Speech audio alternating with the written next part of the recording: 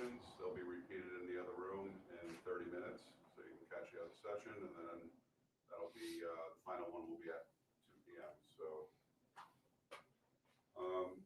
our topic today is sous vide, key to course utilization, presented by Sean Wheaton of Cuisine Solutions. Sean Wheaton joined Cuisine Solutions in 2018 as Culinary Business Development Manager. He was named Vice President of Culinary in 2020, where he currently heads up operations. The graduate of California Culinary Academy, now known as the Cordon Bleu College of Culinary Art. Sean honed his skills in numerous fine dining restaurants in San Diego. In 2004, relocated to Washington, D.C., accepting a position as sous chef at Equinox, working for Todd Gray. Equinox was nominated for a James Beard Award all 3 years of its tenure at the restaurant. Sean Wheaton freelanced for multiple catering companies, including the original incarnation of Jose Andres Catering, working with Chef Katsuya Fukushima. In 2010, he joined Think Food Group and spearheaded many noteworthy off-site events at venues such as the White House, the Library of Congress, the Supreme Court, and the U.S. Capitol. He served on the development team working on openings for several of Think Food's full-service restaurant projects, including Mi Casa at Dorado Beach, Ritz-Carlton Reserve in Puerto Rico, Star Meat at Coup Noodle at the SLS Hotel in Las Vegas, as well as America Eats Tavern, China Chocano, Fish, and Beef Steak in Washington, D.C. He also collaborated on Think Food Lab, Jose Andres Fast Casual Incubator, working on Esports Arena at the Luxor in Las Vegas, as well as Levy Partnership at Audi Field, DC United's new soccer stadium. Please welcome Sean Wheaton. Thank you very much. They do some good Google research, don't they, Chef? Right? Thank you very much. I appreciate you. Yeah, so I'm Sean Wheaton, part of Cuisine Solutions. I also brought Donatella Vilgrain here with me today. She can help answer questions after the show. She'll be around for a little bit. She is our director of sales in the Manhattan area. We're here to talk about sous vide. How many of you are familiar with sous vide as a cooking technique? A few people. Great.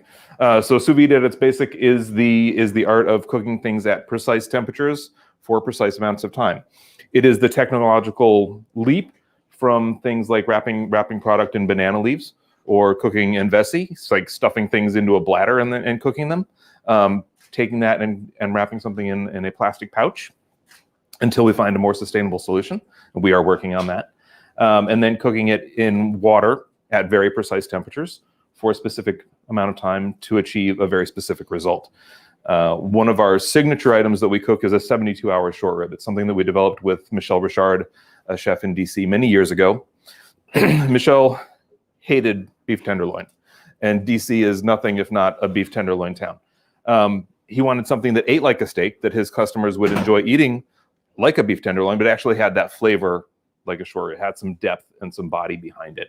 So he worked with Bruno Gussot to develop a product that he could sell as a steak, but had some flavor. And he cooked it in his restaurant for several years. Cooking this short rib at a very low temperature for 72 hours. And, you know, restaurants being restaurants, there were a few mistakes made. Ovens got turned off. You know, dishwashers doing favors. They decided, chef, you forgot to turn the oven off last night, and all of a sudden he lost $1,000 worth of product. After that happened a couple of times, he came back to us and Dr. Bruno Gussot and said, hey, can you produce this for me? And we said, well, we can't just produce it for you, but if we can sell it to other people, then we can produce it. So we started producing that many years ago. And actually, can we pull up the Vimeo video first? Dr. Gussot kind of perfected or pioneered sous vide in 1971. Again, working with another chef friend of his, trying to come up with a way to do off or secondary cuts of beef as a roast beef, something that could be less expensive. You know, chefs always trying to save money for a project in France. And then Stanislas, the company's founder, took a class from Bruno back in the 80s and said, this is a brilliant idea. We should start a company. So if we can... No? Maybe? So I have a video of Dr. Gussot actually describing what sous vide is, and I wanted to let him speak in his own words about what sous vide is and what the benefits are of that for a couple minutes before we go on to talk about how sous vide helps in ghost kitchens and some of the experience there. but we'll come back to Dr. Gusseau and jump into talking about what sous vide can do in ghost kitchens. Chef, earlier in your talk, you were talking about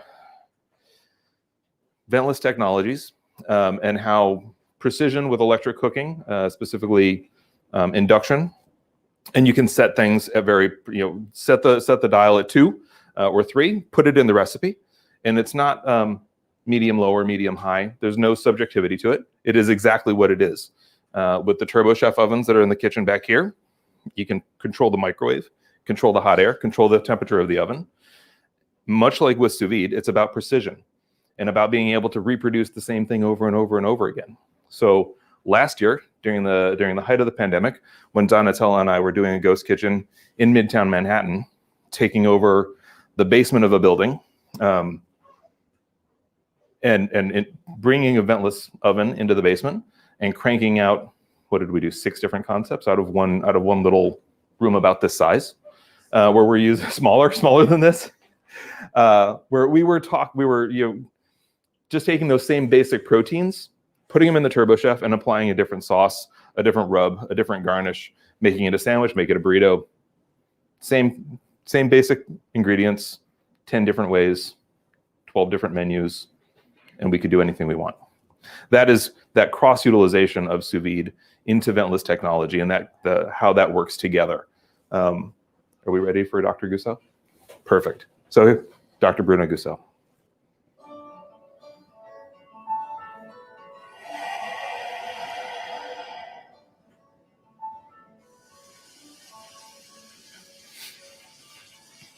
Sous vide is the French translation of under vacuum. We cook sous vide because we want to cook at precise temperature. And to cook at precise temperature, you need to cook in water because the water is the best fluid to transmit the heat. And to cook in water, you need to protect your product with the skin. Today the skin is a plastic, and to put the plastic like a skin around my product, I need to have the aspiration of air, and that is vacuum.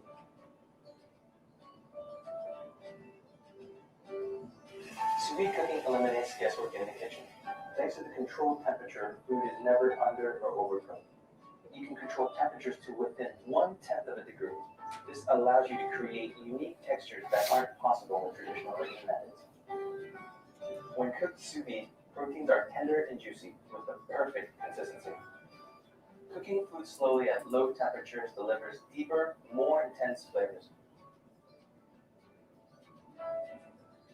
In sous vide, you can obtain exactly what you want in color, texture, juiciness, and tenderness of the product.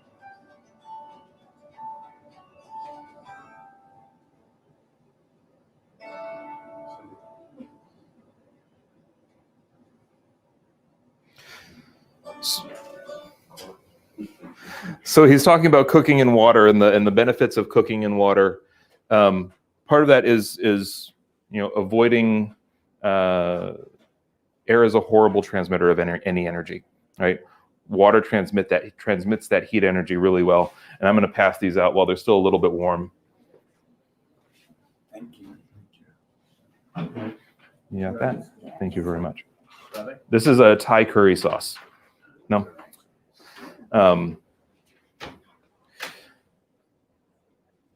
Air acts as an insulator, right? So if we don't take all of the air out of the plastic pouch, then that blocks the heat from the water, and you don't get that precise control over your temperature that you're cooking something at.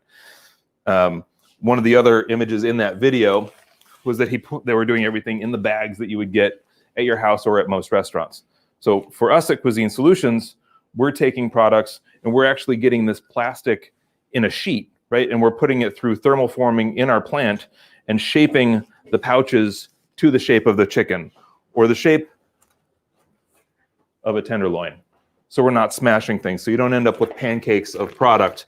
You actually are respecting the shape of the product and then using precise cooking methods to respect the ideal conditions to cook that product. And then you have that great control. So we have the same product come out every time, no matter whether we're sourcing beef from the United States or Australia or New Zealand.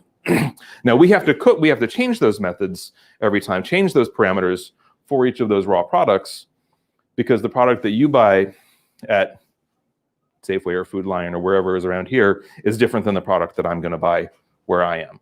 So a lot of times people look up a cookbook on sous vide, like Thomas Keller's Under Pressure, and they say none of these times and temperatures work. They work for his product. They might not work for your product. You might want to have a different result than what he had. So you're going to have to take some time to play with what you have in your kitchen and come up with something. I use the chicken as an example, and we have another video that we're going to play in a few minutes that's just me playing with chicken and using chicken to do a number of different things, because it is so versatile. It is so understood on any menu. And I brought the Thai sauce out as another example. So we have production facilities in Alexandria, Virginia, Sterling, Virginia, Pennsylvania, Texas, France, and Thailand. So that sauce that you were just tasting was actually produced with coconut milk grown a couple miles, couple kilometers, because we're in Thailand, from our facility with fresh Thai ingredients by Thai cooks. So super authentic, really capturing all of those flavors of Thailand, putting them in a pouch, pasteurizing them using sous vide, and then sending them to the United States, holding all of that flavor inside of the pouch and bringing it all the way here to you. We have a couple of different flavors of that, but it's about being able to capture the essence of something and get it to where you want it to go. Do they freeze it when they freeze it? Yeah. So all of our product, 90% of our product is sold frozen. We have a few things that we sell to retail that are fresh, but most of our stuff is frozen. 18-month shelf life when it's frozen, 10 days defrosted, and then another 3 days out of the pouch. But we can get that freshness, whether it's the chicken or the sauce or the beef, and really translate it to the end user, and let the chef use their creativity to determine whether they want to have Mexican flavored chicken, French flavored chicken, Thai chicken, whatever you want to do. Chicken video. And I don't know if you can skip forward to start at the 2-minute mark, so you can skip over me introducing myself again. This is a video that we did a few months ago. During the pandemic, we were spending a lot of time doing videos in our demo kitchen instead of going to all the conferences. But I'm super happy to actually be back in person at some of these conferences. Anybody want to? My name is Sean Wheaton. I'm the vice president. We're going to take this and turn it into You're right about there. Clean them off a little bit. I saved most of that jus, and I'm going to use that later. But we're going to turn these into an ahi amarillo Peruvian chicken, Asian chicken with a little hoisin 5-spice, and this is going to be a Greek lemon, oregano, garlic, olive oil glaze. And one of them we're going to leave that plain roasted chicken herb flavor. Moving right along. But a healthy amount of this. Just got to brush that on. And I am going to use a Turbo Chef I have over here just off camera and heat up all of these at once. Now, whether you have a regular oven, if you have circulators and you can preheat these a little bit, whatever method you have available in your kitchen, this is sort of a universal product. Very versatile, very forgiving.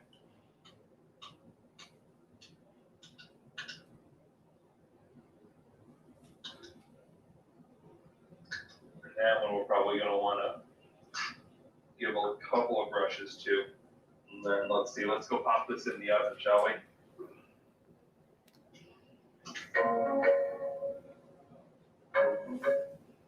Okay, so now while those are in the oven, we're going to make all the different accompaniments that are going to go with them. And we will again start with Peru. I've got all the ingredients for a salsa criolla. We use red onion, cilantro, lime juice, a little bit of that ahi marinade that we had that we actually put on the chicken, and some olive oil. Traditional Peruvian. So Kevin, I think onion. We're going to run out of. I know we're going to run out of time, so I think we can skip some of this. I just wanted to kind of point this out as an example, a good visual of using one product in multiple different ways. And then as I go through the video later on towards the end, we introduce a fifth flavor of chicken, which is more of a Mediterranean with a pepper rub. And then I did that with the octopus. So you're kind of using a few basic proteins, like I was talking about our project in Manhattan, and just getting a few different sauces. And then whether it's a chicken concept that has all the flavors of chicken, or a Mediterranean concept that has Mediterranean octopus and Mediterranean chicken, you kind of just play with all those flavors and mix and match them any different way. And to Chef's earlier point, all this is done with electric, with ventless technology.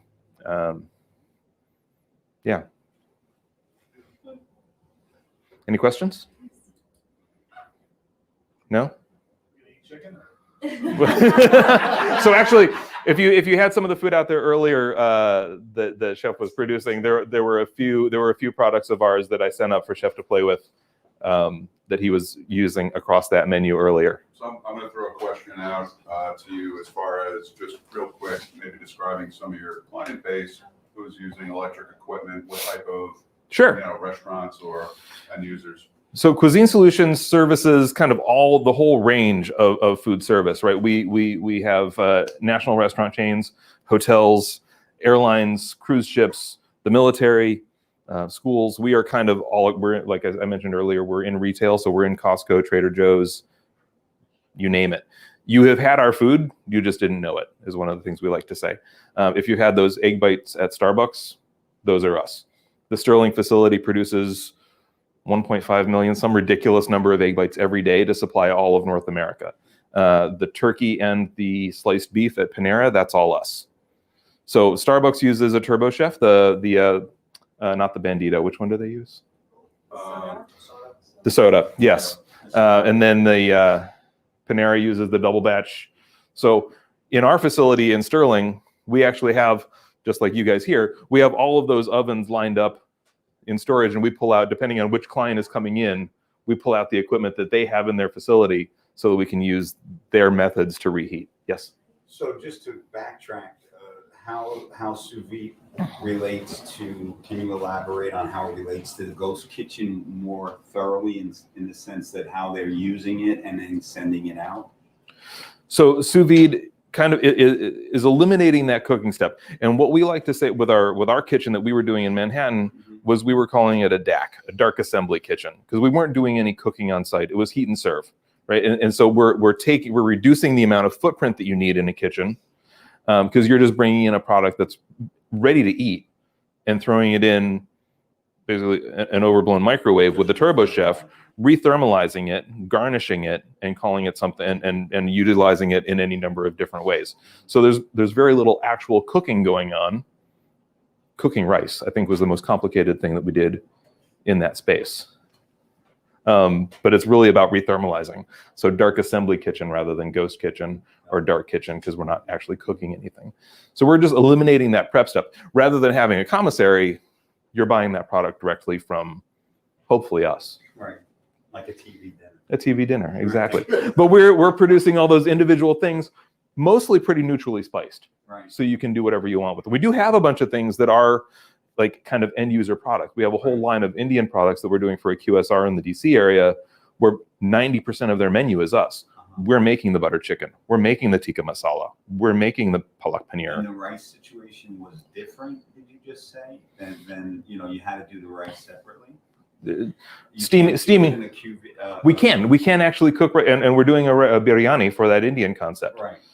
But kind of the act of steaming rice, Right. The cost efficiencies of cooking rice on site in a rice cooker versus cooking it in sous vide and shipping it frozen across the country. Now, when you're wanting to have something like the biryani, where it's about consistency and having the same product across multiple different restaurants, that's a different story. Got it. So at that point, introducing us and introducing sous vide for consistency's sake. So it's kind of picking and choosing the battles of where is it worth it to actually use sous vide.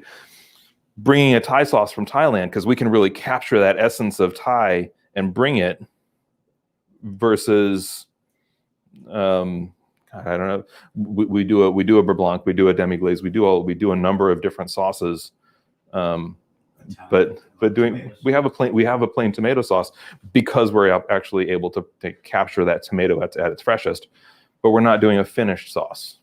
So you take that tomato sauce and you add some garlic and basil and whatever and make it. It's really just garlic with a touch of basil and olive oil, or tomato with a touch of basil and olive oil. We're gonna end this discussion here for right Yeah. now, as we're running out of time. I want to thank Sean. After the breakout sessions are over, we may have like a half hour to 45 minutes before the panel discussion later this afternoon. So maybe we'll have an opportunity to grab For Sean sure. on the side with any remaining questions. Absolutely. Sean, thank you very much. My pleasure. Thank you. Thank you very much.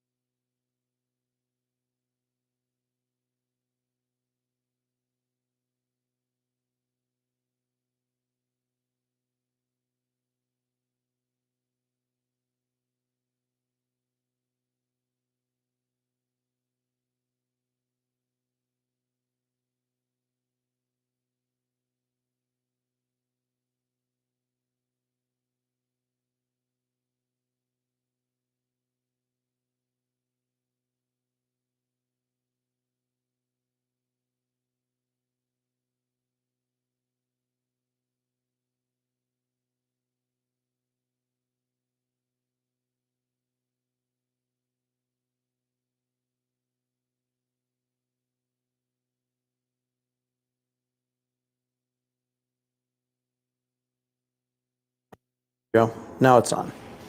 All right. All right. Started with P&G, like I said, right? Sold the entire portfolio, all these crazy categories. Moved to Clorox, where I ran the Northeastern United States, and then went out to California and ran the Glad brand. Went to Just Born. You know what Just Born candy is? No one knows the company. Everyone knows the three brands. Mike and Ike Hot Tamales and Peeps. Was the head of U.S. sales for Peeps. Went to Reckitt Benckiser, right over here in Parsippany. Was the head of the food division for sales for retail.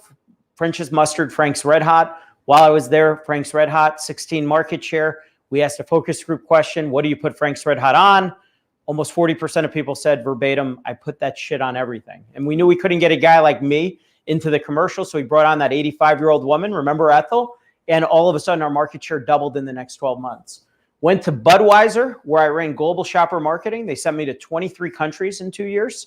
Then I ran the U.S. on-premise, which is our vertical, restaurants, nightclubs, stadiums, etc. And then ran small format there. And then finally, FIFCO USA, where I was the chief sales officer, Labatt, Genesee, Seagram's, Escapes. Okay, so my fun fact, everyone needs a fun fact, right? I am the only person in history that could say they sold cosmetics, trash bags, Budweiser, and Peeps in a career. Past, present, or future. It's never going to be done again. It's been such a strange career. And adding to the strangeness, starting May 1st, I became the CEO of Big Chicken, which is Shaquille O'Neal's QSR startup company, as well as Beer Park by Budweiser on the Las Vegas Strip. We did the first one with me. I was the by Budweiser, working with Shaquille's restaurant group, JRS. Now we're starting to build out beer parks as well around the United States. That guy right there is Perry Rogers, that's Shaquille O'Neal's agent. That's how these two things connect.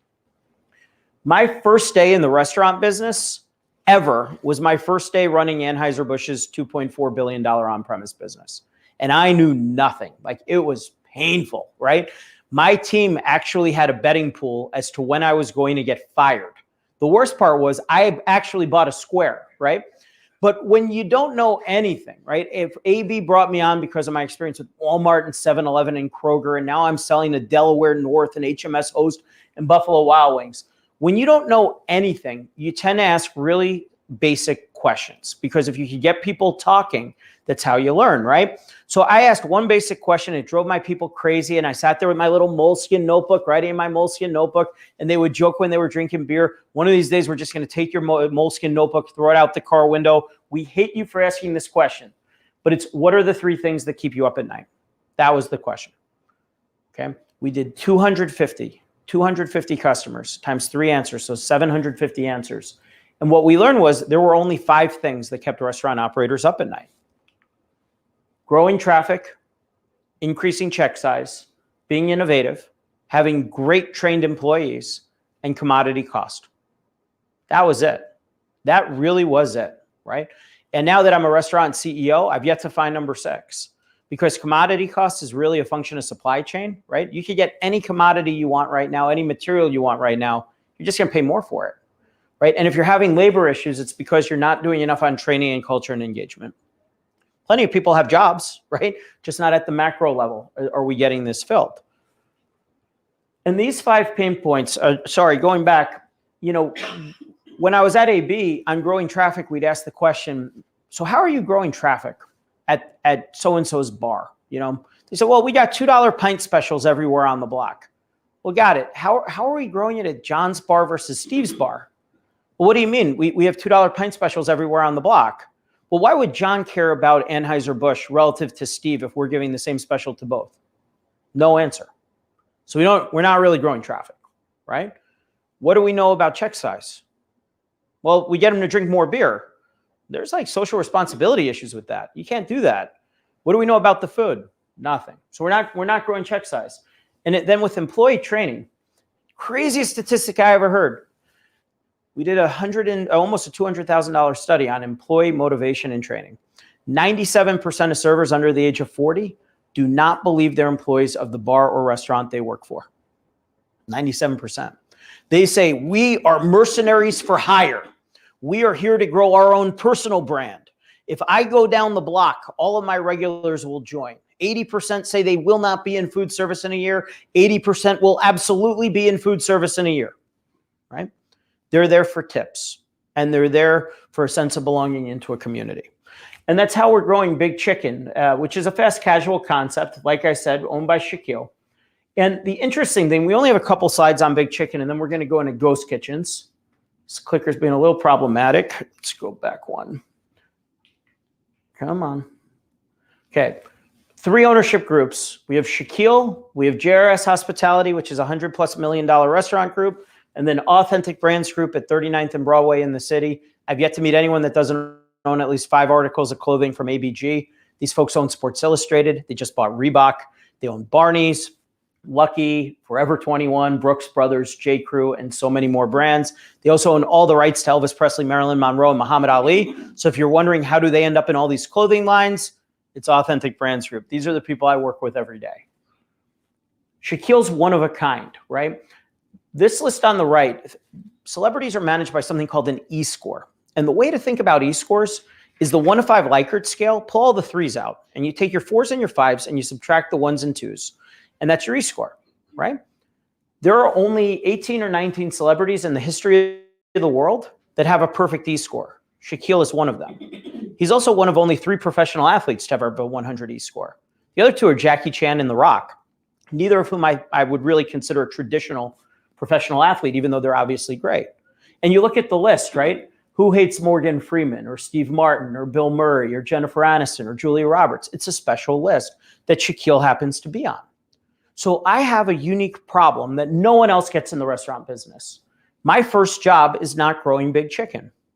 My first job is protecting the legacy and reputation of Shaquille O'Neal. Because if I mess up anything with any supplier, with any franchisee, with the guests, and that 100 goes to 99, he's no longer special. At least not as special. 99 is still a damn good score, right? But there's hundreds of people at 99. There's only 18 in history that are at 100. So my first job is protecting the legacy and reputation of Shaquille O'Neal. To do that, we chase after what I call the 4 wins. 4 wins every day. The first win is for our guests. Are we providing the best overall guest experience? Is our food amazing? Are our servers engaged? Is everyone happy when they come to my restaurants? The second win is for our franchisees. Have we provided them a clear and capable franchise ecosystem? Do we have things more or less figured out for them to make their lives easier so that they can drive predictable unit level economics? The third win is for our suppliers. Are we partnering with them, forecasting appropriately with them? Are we talking to them about our innovation pipeline? Are we understanding their innovation because maybe they can influence our innovation pipeline? Are we treating them like commodity sellers, or are we treating them as partners? And then, in my view, humbly, if the guest is winning, the franchisee is winning, and the supplier is winning, I've earned the 4th win. The 4th win is for Big Chicken, right? And if we could get those 4 wins every day, we've won. To do that, it means I have to be partnership first and build capabilities that are built to save time and money to help the franchisees hit their pro forma. And I run my company 100% on royalties. There's no hidden fees, no hidden agendas, nothing like that. Because of Shaquille's popularity, our growth is occurring in extremely unorthodox ways. Can you name another chain where the 3rd open restaurant is floating? Because our 3rd one was on a Carnival cruise ship. Crazy thing. I didn't tell the other group this, so this is like secret taboo information. The average person on the Carnival Mardi Gras 6-day cruise, right? We're only open breakfast and lunch. So in theory, it's 12 meals. The average person on the boat through 2 months is eating 2.2 sandwiches per cruise. That's 5 ounces of fried chicken times 2.2. It's 12 ounces of fried chicken folks are eating on the cruise while they're in a bathing suit. Sort of weird, right? We're also in a couple of arenas. We're opening this week at UBS Arena, the new home of the New York Islanders. Shaquille and I were there last week for the opening. And Climate Pledge Arena, we have 2 units open in Seattle that are doing really well. And then we made waves back in September with the announcement, and this is where we're going to spend the majority of the remaining time we have. We entered Ghost Kitchens through Ghost Kitchen Brands. The reason why I chose Ghost Kitchen Brands as our partner was in an unstable environment, Walmart gave me stability, right? Shaquille sold 120 million pairs of shoes at Walmart over the last 20 years, right? He has a long-term relationship with Walmart. And even though this was not through Walmart directly, the notion of having our food in Walmart made sense to us. This is what the Ghost Kitchen looks like. There's this nice flag. It is an actual restaurant. There's only a couple of sit-down areas. The marketing on their kiosks, there's my guy, right? And then you have the 15 or so concepts that you're able to choose from and pick your meal. Now, I picked Ghost Kitchen Brands. I talked with everybody. All of the big 4 are currently struggling in different ways. And you need to be aware of those ways because it ties back to something we're going to get to at the end. First, with Reef. Reef had to close all of their units in New York City. None of them passed code. So they had to close all of them 2 weeks ago. In Chicago, they were having a hard time getting real estate because they couldn't get potable water and electricity into those units that were in parking lots. Tough, right? Ghost Kitchen brands, they're behind development schedule. They were supposed to have 30 Walmarts open by the end of the year. Here we are, November 16th. We have one open. We have a second one that's going to open in 2 weeks. They're now saying they hope to have 4 open by the end of the year. 4 is not a small miss from 30. Kitchens United, some of their biggest kitchens have empty bays. And one of the main reasons why they have empty bays is the rent structure is really, really high for the AUV coming out of those bays, right? If you have to pay $6,000 or $7,000 in rent just to have a kitchen bay versus $10,000 to $12,000 to have a full restaurant, how do those economics work, right? Several chains have announced that they're going to be pulling out of Kitchens United, or at least not expanding with Kitchens United moving forward. And then Cloud Kitchens, you know, everyone likes the shiny toy because Travis Kalanick built Uber. But you guys remember how that ended for Uber when Travis Kalanick went out of Uber? Man, that was a rough day for Uber, right? So he's up to his old tricks. There's been articles about it all over the news. That may or may not serve them well. All 4 of these carry some risk. And ultimately, one of the main reasons why they're risk is all of them right now are caring more about land grab than they're caring about the one thing that's most important. Those 5 pain points. All comes back to the 5 pain points, right? So traffic, check size, innovation, staff training, commodity costs. From a traffic perspective, will ghost kitchens drive incremental restaurant trips overall? Right now, there is nothing to suggest they will. There's nothing to suggest they won't. That data is very, very up in the air. But realistically, we do, in theory, have a fixed wallet. And that wallet gets more and more hairy, if you will, if you're eating out more, right? So do we really believe people will eat out more, especially with third-party delivery where there's big charge-ups and everything else with that? Second question on driving traffic. Are ghost kitchens a novelty or truly a behavior change? If it's truly a behavior change, remember like Amazon back in the 90s? Everyone's like, this is never going to work. This is never going to be here in 5 years. I remember owning Amazon stock at 17 bucks. I bought it and it got to 26. And I'm like, sweet, I'm going to sell because I'm not sure this company will be here in 2 years. And my friends were like, I can't even believe you owned it to begin with. That was stupid. Yeah, you know, it was stupid selling it at 26, right? But is it truly a behavior change? If it is, this is the future. And maybe it's reefer these guys that are going to take off. If it's not, well, now what? Is it a fad or is it a different behavior? The number one threat to all 4 of the guys we just talked about, Inspire just announced they're going to do their own ghost kitchens with all of their brands under one roof. Inspire owns Arby's and Buffalo Wild Wings and a bunch of other chains. So they're saying, we don't need you guys, Big 4. We can do this our own, right? And by the way, the reason why it works for us is we can now do all of our third-party delivery in a city out of 1 or 2 locations versus 20 to 30 locations. And we won't have all these Uber drivers running in and out of our stores. They'll come directly to ours. And then what's the best way to leverage social digital in a ghost format? I'm friends with the CEOs of a lot of the other big ghost kitchen chains, right? Talking this week with the CEO of Wow Bao, Jeff Alexander, he said, we're doing all of our own social media because they're not trying to sell more Wow Bao. They're trying to get people to use Ghost Kitchen. And then in theory, we get the trickle down effect. That doesn't work for me, right? So how does social digital work when you're promoting a third party in addition to yourself?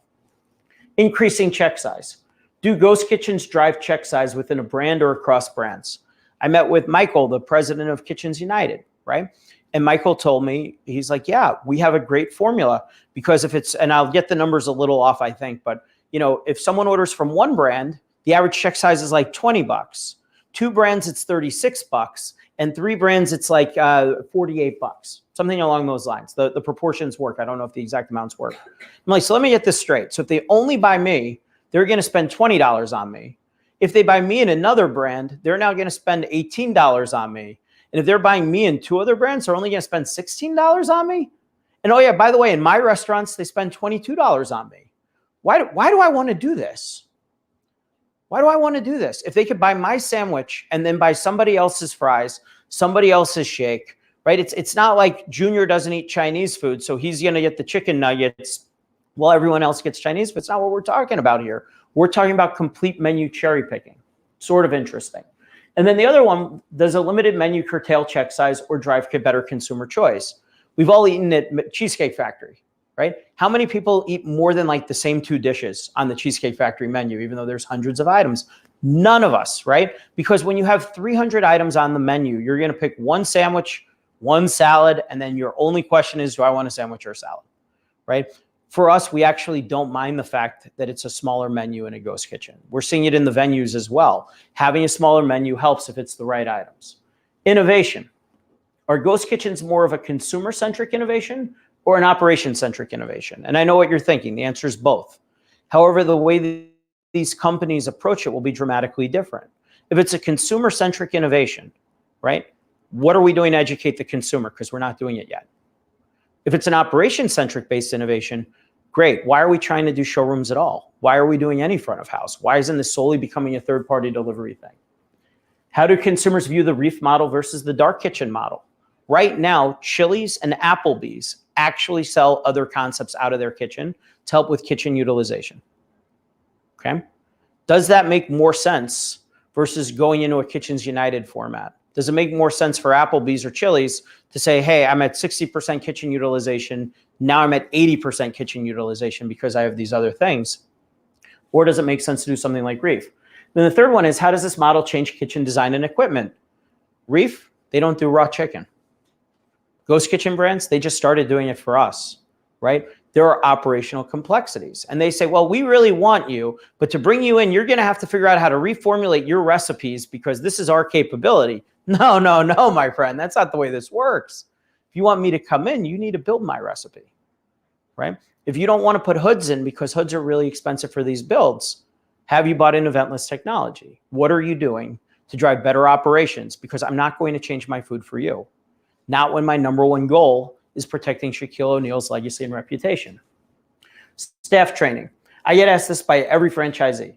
How do you ensure staff is trained across multiple platforms and brands? How do you do LTOs? How do you train staff on LTOs across multiple brands? And the answer is, we're not sure yet. And by where, I don't mean like Big Chicken. I mean like nobody's really sure yet, right? We train at each one of the ghost kitchens as they open. I send my training team.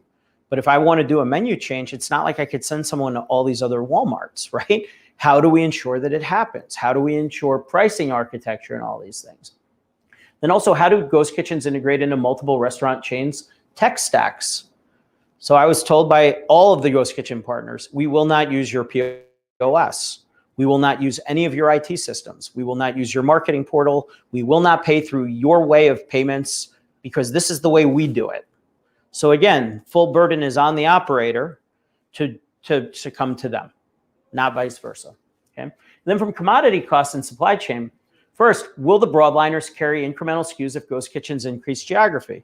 The answer is absolutely not. Cisco told me point blank, we cannot carry proprietary SKUs for Big Chicken until you guys are at 5 or 6 ghost kitchens in a market because the volume is not there for us, period. And they got burned on it a couple of times already, and that's why they're now not going to do it.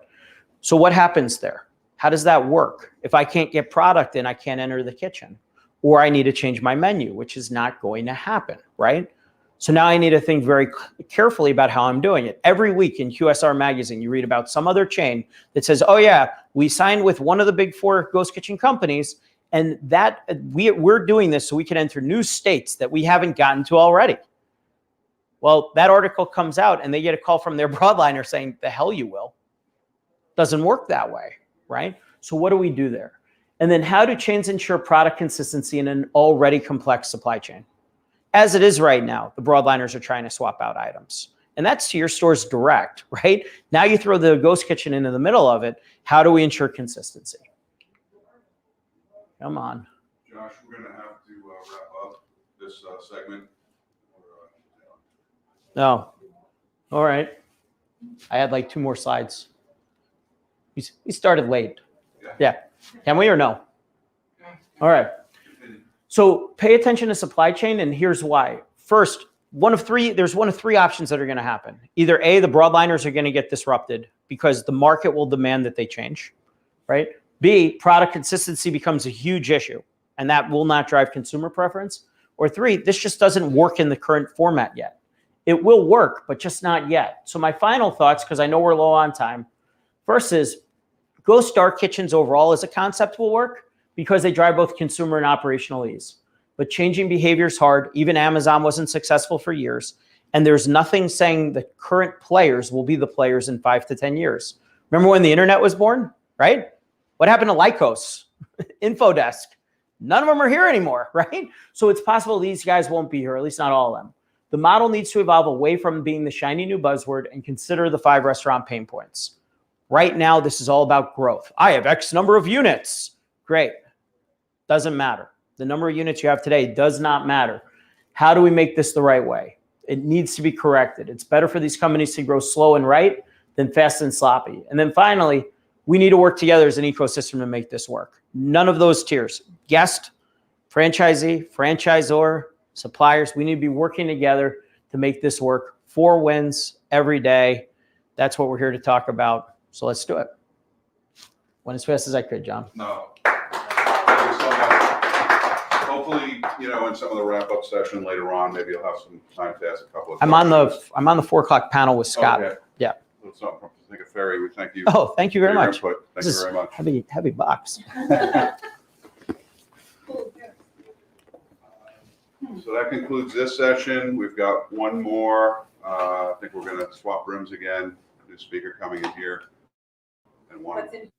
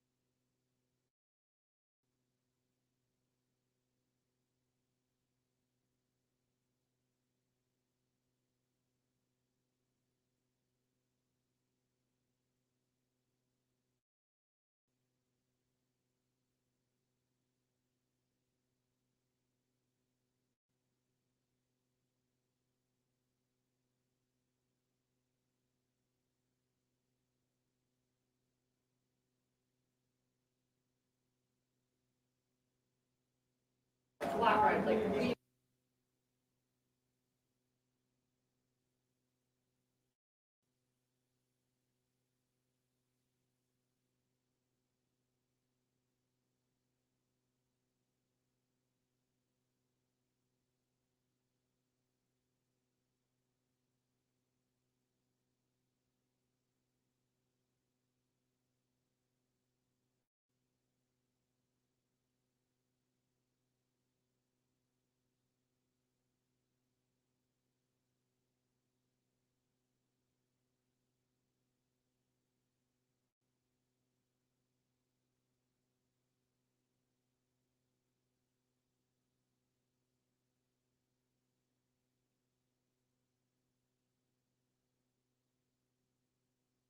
By Beth George, BYOB Bagels, co-founder of a consulting firm focusing on entrepreneurs who seek to build new bagel enterprises as well as existing businesses going in right now. that seek to develop, improve, and expand their bagel offerings within an existing enterprise.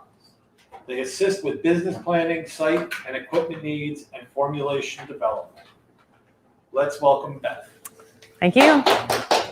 How was that? That was great. Keep it, yeah, the crib notes, right? We just can't. So hi, I'm Beth George, and I am a co-founder of BYOB Bagels. And at BYOB Bagels, we help individuals start their own bagel businesses. But really the concept behind this, whoa, I'm standing all day. The concept behind this is really to help people build a successful business, whether it's a bagel business or some other business. Often people come to us. We don't necessarily work with other businesses, but we talk about, hey, come on in. Just barge it in. So at BYOB, I started BYOB in 2013. And prior to that, I ran my own bagel factory, and it was called Spelt Right. I had my own brand, and we had that in the supermarkets for about 8 years. And I don't think it's a great idea to just start doing wholesale, I'll tell you that. And then prior to that, and still continuing to now, I'm an attorney. So I am trained as an attorney. I think like an attorney. I write like an attorney. And sometimes I really annoy people with that. And I apologize in advance if you hire me. But what I do is what we do is we help individuals and businesses figure out whether or not they want to open a bagel shop. And if they do, we go through the planning with you. So the way that it starts is I have a phone call, or you write to me, I'm interested in opening a bagel shop or having a bagel enterprise. I then write back to you and say, this is how much it's going to cost, or I'm not positive how much it's going to cost, but it has cost many people about $450,000 to $500,000 to put in a bagel shop, sometimes more, sometimes a lot less, depending upon their situations. If they already own the building and they're just rehabbing it. But if they're starting from scratch, it can cost that. And the reasons are for the equipment, for the build out. Consulting is almost nothing in comparison to what all these other costs are, the electric coming in.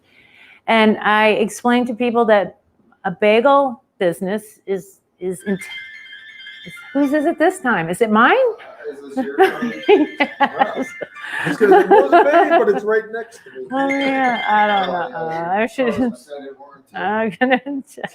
No, this looks like it might be a client. It's been. Don't worry, I was looking at you. Yeah, no, it's the student loan I'm allowed to have. I'm done with student loans. So I apologize for people out there.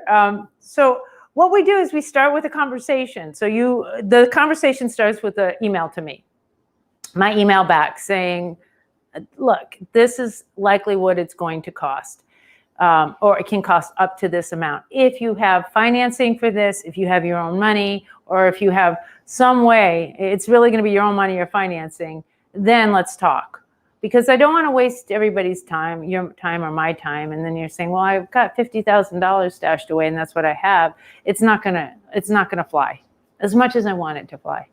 Then we get to the point where if we decide we're going to talk, we have pretty much an hour conversation for free. And I talk to you about other things like what's the size building do you need for the enterprise you're looking for, or the space? And often, we were like 1,500 square feet. Now we're talking we can do a little bit smaller because we have other equipment. That's part of the reason why I'm here, is to see if we can size down bagel shops a little bit. But there's still some sizing down that can't happen, and that's the cooler, because bagels sleep overnight. They always do. They're like kids, and you got to wake them up in the morning. You got to dress them too. You got to do all that. But then we talk about, equipment and then design.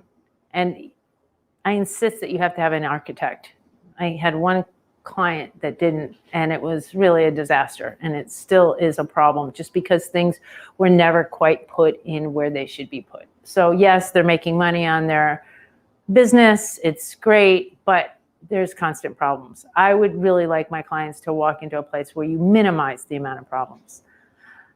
That's just kind of the structure. That's the brick and mortar. But then it's this business. Like, how do I run a business? Do I have the wherewithal to do this? Because this is something that is going to take over your life. I didn't talk about that in the last one, but it does. If you are your own boss, this is you. Your DNA is in this. And the thing that you need to know is, how much money do I need to take out of this? Like, what do I need to have at the end of the year to make this worthwhile? And so many businesses run in the red, and they can maybe sustain that for like 2 or 3 years, and then they're done and exhausted and burnt out. My goal is to have people understand the money so that you really out the door are making enough money, not only to pay your bills, you're going to have bills, but to pay yourself too. And so the way that I do that is we start with how much are you looking at bringing in? 750,000, $1 million, $1.25 million, $2 million. What is that number? Usually not under 750.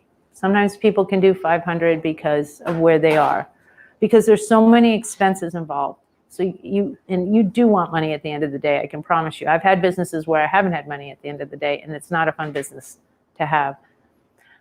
Once we have that number, I say, okay, how many days a year do you plan on being open? We got 365 days in the year. How many days? 335, 300, 365. What are you going to do? And then that is your multiplier. So now you know you want to make $1 million, and you can be open for X amount of days. Let's say it's 335 days. So now we know you have to bring in $3,000 a day. Okay, well, that's easy. Well, how do I do that? Like, how many bagels? Well, it's really not how many bagels, it's how many sales, right? How do you get to that 3,000? You're gonna have 100 people come in at $10 each, so that's only gonna get you $1,000. Okay, so you can have 300 people come in at $10 each, or you're gonna have 200 people at 15, or you're gonna have 150 people at 30, or I did my math wrong there, but you understand what I'm talking about. Like, we need to get those gross numbers for you. Now you know, okay, I need 100 people in the door. I need them to spend 30. That seems a little high for breakfast and lunch. Okay, I want 200 people in the door. I want them to spend 15. How am I going to get people to spend $15? And we actually go through your menu. Okay, here, you want a bagel and cream cheese, $3.50. Oh, okay, this sandwich is $8, and this one's $12. Oh, and I made some cream cheeses that are just awesome. Why don't you just take those, right? So you have to get to that place. You have to make that money. Like, no one else is going to make it for you.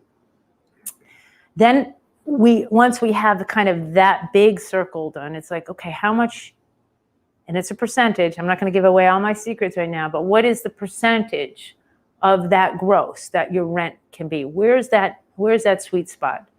And then how much are we going to spend on employees? And people always say, how many employees? I said, it all depends on what you can afford.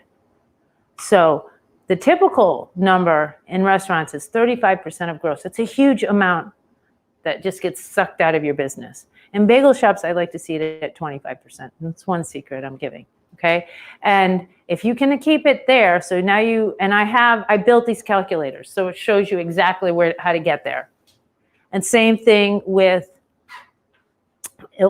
cost of goods. Where is that going to be? Typically, it's at 35% in restaurants. I want that way lower in a bagel shop, because you're talking flour, water, salt, sugar, whatever. I'm not going to tell you all the ingredients, but and so you really can squeeze that down. And I wasn't always doing this with my clients. I started that this year, and it has made a huge difference because they come to me saying, I can't ever imagine doing this. And then they're calling me saying, we're doing triple of what we thought, just because they had these goalposts. They knew where they needed to get and then how to get that step further. Then we have to look at all your other expenses. Now, again, this is not a business plan. It's just this spreadsheet I built to show you what happens. And then in this calculator, we can play with it. We can say, oh, what if this is 25%? What do I end up at the end of the day with this assumption? What if it's 35%? Oh my God, I end up with, seriously, per year, and many of these calculations are $100,000 less just by squeezing those numbers. So I really love to talk numbers with people. And I can't hear, I don't know how to do spreadsheets. You're going to have to learn how to do them because they're going to be what you will rely on to know it. Yeah, you'll know if you have money in the back of your pocket, but you really have to have those projections. The other thing is, knowing your product. So I love what I make, but some people might not love it, but I can shift it. Like what I do is I do formula. All these bagels are on a big spreadsheet, and I can just sit there and I can recalculate and change the composition of those bagels based upon knowing enough about how to make this, that I change something on the spreadsheet and I can change it. I can change them by timing. And so what I do when people say to me, well, I want a bagel just like this. Can I try one of your bagels? Well, you can, but that may not be the bagel we make for you. I mean, we really design bagels for people. And then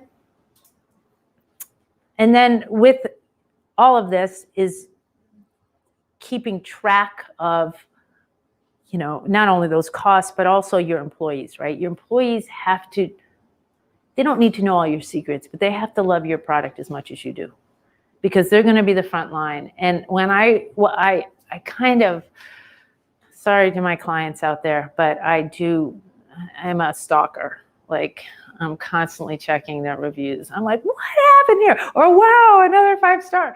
And sometimes the what happened is usually somebody complaining about an employee who's standing around, not doing the job, burning the toast. Not that the bagel was bad, but the service was bad. So it's really important, I think, to have your employees be knowledgeable and really have a passion for the product as much as you do. So I have an all-natural product. I don't have to tell everybody all the secrets, but yes, we use the top ingredients. We don't use any of the additives. We don't do fillers. We don't do bagel improvers. We just make it from scratch, and it's all pure, the best ingredients. And when I go into a place and I ask somebody, hey, what's in this? Like, I really love these Middle Eastern things. They're called fatayas. It's this little folded dough. I make them myself. And I went and I said to a place, could you tell me the flour you use? And they're like, we don't know. We don't know the flour we use. They brought out the bag. I saw the flour they used, and I didn't want to eat it because I know the flour. And to me, it was too highly processed. And it was a real bummer to me because I really wanted to eat that thing, but I decided I wasn't going to eat that. So know your product, and then people will come back. Like for the most part, my clients truly are selling out every day. They open at 6. The ones who open at 6 sell out at 1. The ones that open at 7 sell out at 2. That's what's happening. Not every single one. But most. The ones who don't, it often has to do with location. Not that the product isn't great, but they have so much competition in a strip mall or somewhere else that there's a pizza place and then the sushi place and this place and that place. And so there's just too much to choose, and you're not going to choose the bagel every day. So if you can be in a place, somebody just wrote to me and said, I get about 5 requests. Well, I got 5 today, but probably about 10 a week, just kind of sorting through what people are saying. And one of them's like, I live in a small place and people say there's not much around me, but maybe that's what would make it good. I'm like, yes, that's what would make it good, because you still have you know, if you have 15,000 people in your town and you get 150 of them, what's that? It's like, somebody give me the math there. That's less than 1%. That's like a fraction of 1% of them, right? To come in, it's still going to make a viable business for you, right? So you build your loyalty. Does anybody have any questions?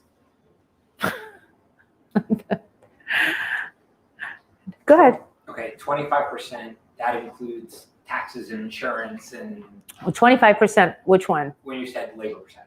Labor, yes. That's like your labor should not cost you, I mean, it's hard, 20 to 28. So, but if you, And also salary managers or only hourly? oh, I think it's overall. It's an overall. It's not like each one, some are going to cost you No, of 15 course, and some yeah. are going to cost you 40, you know, whatever. It's going to be an overall average. So everything I do in my sheets is just like an average. It is not like a specific like- thing. Yeah. Different state laws will be Yeah. different and So I did some play with like what it costs in Texas to have an employee and what it costs in New Jersey.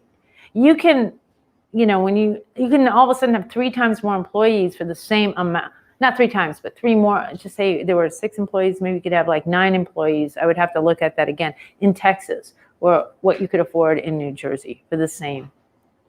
Because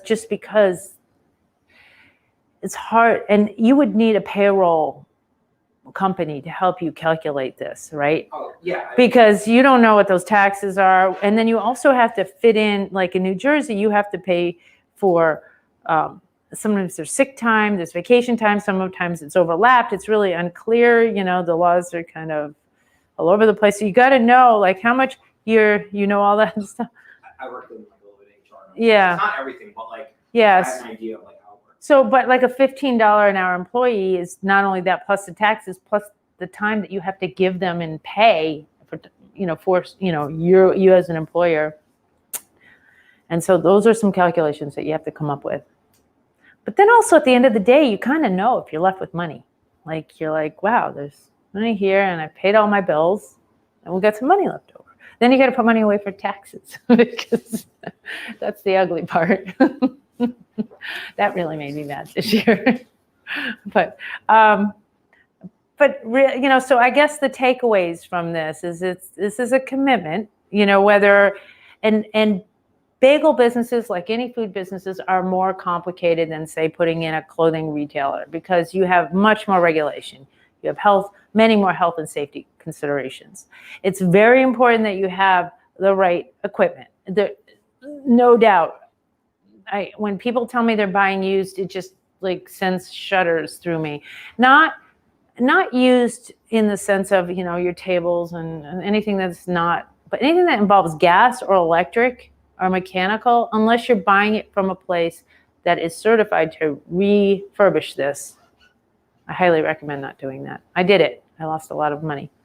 Do you sell your bagels directly or you just help open up bagel shops? Yeah, I don't sell them directly. I mean, yeah, no. I mean, I have a few people who beg me and I will sell them, Yeah. but it's the last thing I want to be doing is selling Or them. would you help someone who would like it directly with someone who's your customer? Yes, so Yeah. that's what I do. If people are asking me and I have a client within like a 1 day, you know, UPS, I say, go to this client, buy them, because I prefer not to. And there's a lot of money selling online. I mean, you look at these whole gold belly things, there's Yeah. a lot. Do you have any in New York City? Do I have any we are opening one in Coney Island soon, Okay. well, in about a year. We have someone in Maspeth. And I have New Jersey, there's Grandpa's Bagels is in Marlboro. And then in Weehawken, there's Bagels on Park. But they're all making them differently because I've taught, first, they have their own choice on the way they want to make them. I just teach them the way to make their own choice. Some are using different equipment, you know, and some are using different processes. So you wouldn't go to, I think maybe my more recent shops, you'll find some more similarities, but I think you'll find some variation in these different shops. And they're not my shops, they're my client shops. Got it. I just call them BYOB Bagels Inspired shops. Now, you spoke about your recipe being pretty dialed in and changing it, how people want their bagels to come out. And you mentioned New Jersey and Texas. As far as the ingredients, pretty much they're going to be the same for both of these states, except for the water per se. What are your Right. thoughts on the water? Well, the water you have, the water always comes up. You gotta always, I don't care where you are, you should probably filter your water unless you just have the most amazing pure water coming into your place. So we provide specs on what we think the water should be. So, get to your Culligan or your New York water maker or whatever. There are different companies that do this and you do it. And then there's some places that aren't filtering and they're fine, but that's rare because water is usually, if not contaminated, it has chlorine and fluoride and you don't know the hardness, you don't know the pH. So yeah, but it's interesting. We don't have the same flour in the different parts of the country. We do recommend different companies with similar types of flour because first it's more like if it's an East Coast flour, it's just cheaper to get here. And then if we can source something comparable on the West Coast, we will. And then we have some people who want to go organic and want to go local, then they're doing that. And, we're crossing our fingers that it will work. And then like in Canada, I have to rebuild the flour. It's a different measurement of protein. So in a Canadian flour, what says 13% protein really might be what's 14% here. Like it's different. And they don't blend their flour like we do here. So there's differences. And I've done flour all over the world. And we've just built formulas to build the flour to make it bagel flour. So How much of the gluten-free movement do you guys deal with? Zero. I mean, I can't. Everybody wants gluten-free. Everybody wants gluten-free. And I'm a really good bagel maker. And I have only made really terrible gluten-free bagels. And it's just, and part of it is because bagels are really glutinous. It's like you can make a really good gluten-free cake. You can make really good gluten-free biscuits because as long as you don't have to like have it rise and be chewy and do all those things, but that's the gluten. Right. And then when you start putting that into bagels, gluten-free, that means you got to put in all sorts of additives.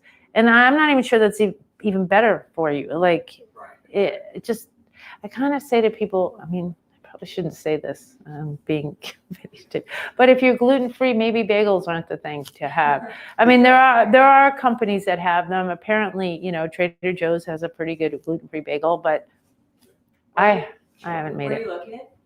I'm in Fair Lawn. I mean, right now, that's where I teach out of. But I teach, I also go to places, so I'm traveling all the time. So I'm not often, I may teach people at a facility, my facility, and then go to them. Or some people just can't make it to the facility, so I go to them after they're built. It's a little more challenging. I always like people to come to me first so they can kind of get the lay of the land, like what happens, what happens in this process? How does this work? And then the anxiety is down. Even if they trained, my contract is for a year. So I'm on board for a year. There's limitations. It's like you can't call me every day just because you don't need me every day, but you can call me when you need me. So that's basically how it works. I try not to like put a clear limit because some people will need something at a certain time and others won't. And so it's a balance. When I'm teaching, I don't take calls during that time, but I will call my clients at night. So my clients who are on board and need me, I will get, if it's an emergency, I'll get them during one of the trainings I'm in. But if not, I'll just call them afterwards. But is that a dog or a kid? Sure. Not sure. Yeah. We went through that ourselves. I was trying to figure out, were we getting like this? Yeah. So anyway, any other questions? Because Great, thank you. I hope it's helpful. Yeah. You've heard this a billion times, more or less. He's heard it 2 billion times. But yeah, okay. Well, thank you. Yeah, thank you. Yeah, I know. Yeah. And how many? Now you've heard it 2 times. That's it. Okay. Next time I'll take Wait, I don't know which one's mine. Did anybody see where I put my water? Thank you. Oh, so thank much you. for doing Thank you.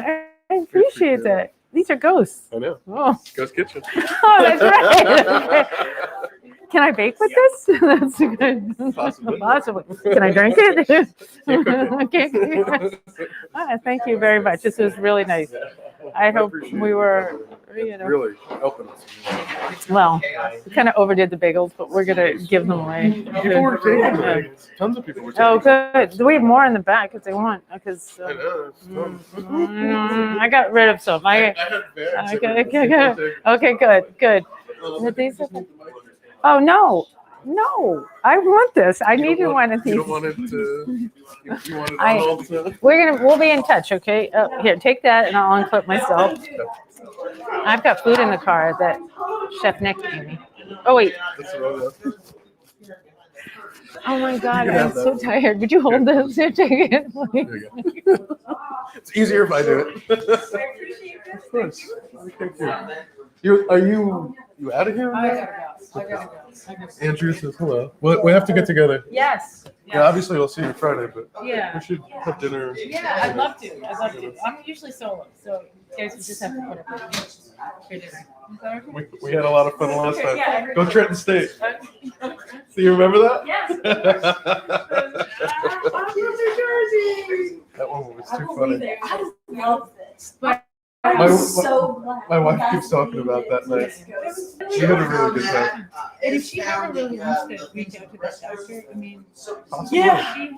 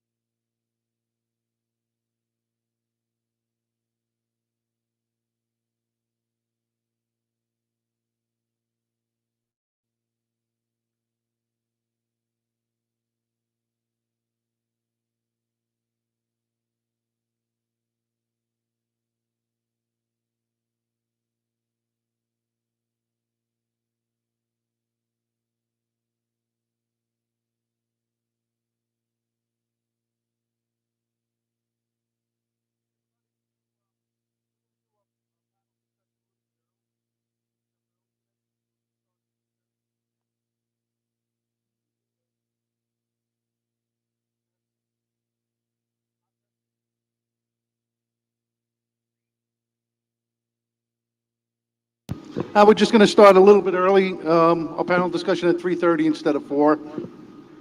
So as soon as we get set up, we're going to rock and roll.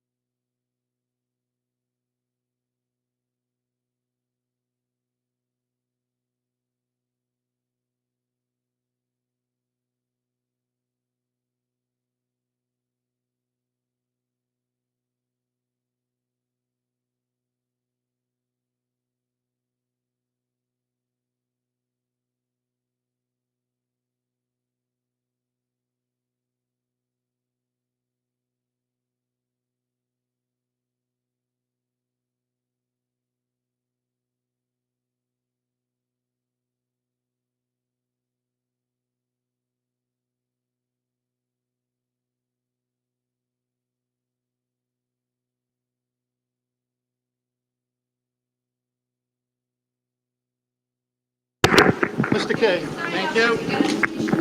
This one on? No. Where's Kevin? What's going on with this? Turn it on. All right, everybody. We have a special treat. Fred Clashman's here with us as our moderator. I'm not supposed to in front of the speaker, because that's what'll happen. So welcome back to our main stage, our only stage. We're about to wrap this up with a panel discussion. Our three panelists include Josh Halpern, CEO of Big Chicken, Scott Heim of Middleby, and Chef Chris Galarza of Food Dining Solutions. Forward Dining Solutions. Wow, that's loud. Forward Dining Solutions, yes. And our moderator, of course, is the infamous Fred Clashman of Total Food Service. So the little bit about Fred is a veteran media executive, and his wife Leslie founded TFS Total Food Service in 1990. Fred Clashman was a former sales executive at CBS Radio and ABC TV, which I didn't know, before launching TFS Total Food Service. TFS Total Food Service boasts a print edition readership of some 30,000 plus tri-state chefs, restaurateurs, and food service professionals. In addition, the TFS digital circulation has grown worldwide in excess of 50,000. And we're going to be welcoming questions from our in-person and virtual audiences. And without further ado, Mr. Fred Clashman.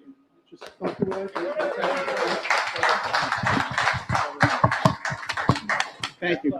So, as I've just mentioned to Chef Chris, when I walked in today, my knowledge of Ventless,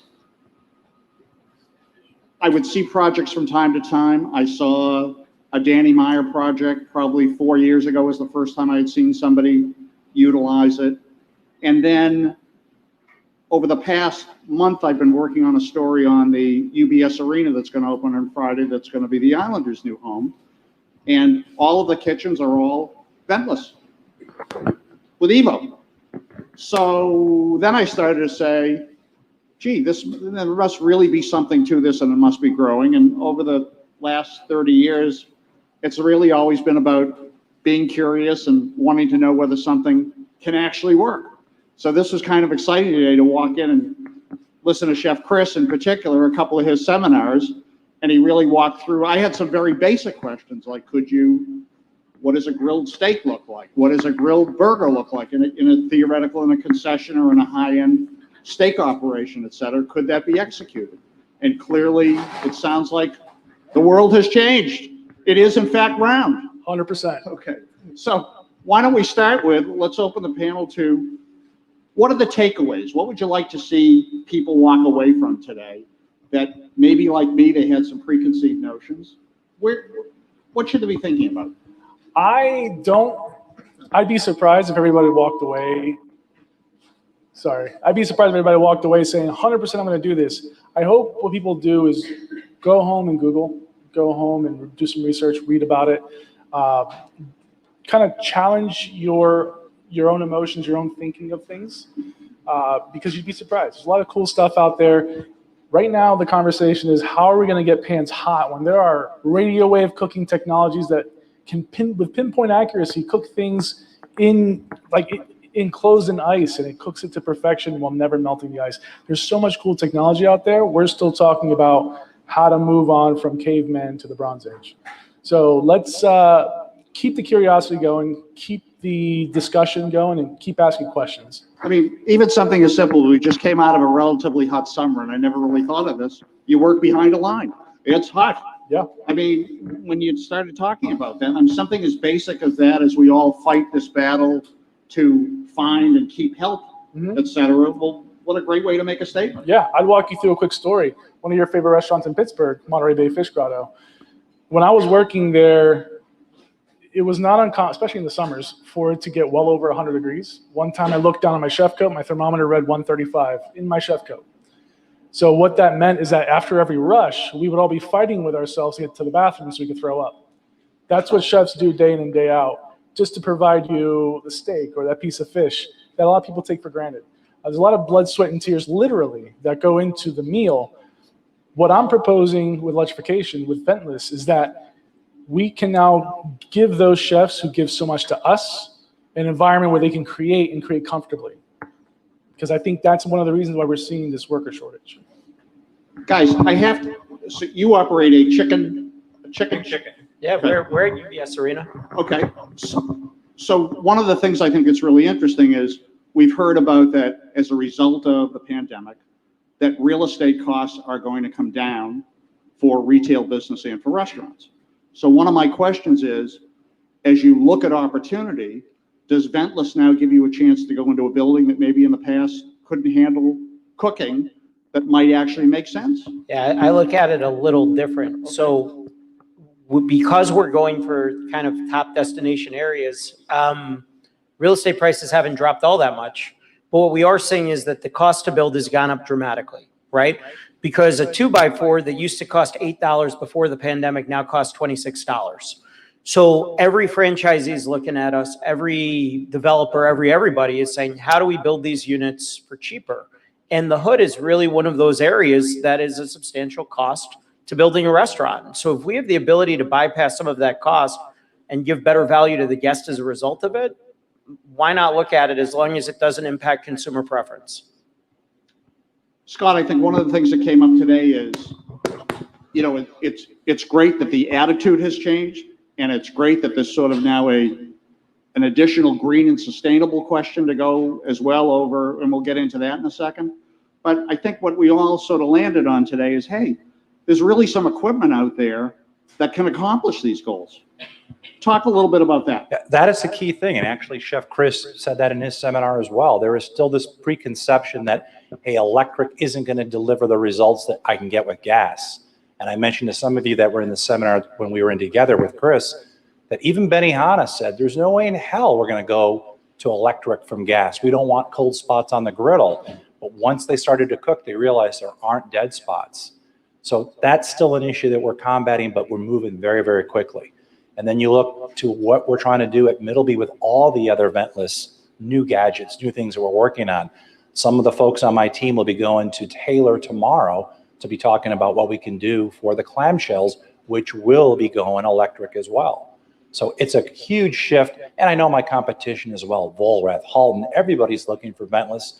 It's not going to stop. It's not going to slow down. You mentioned UBS. Big Chickens in UBS.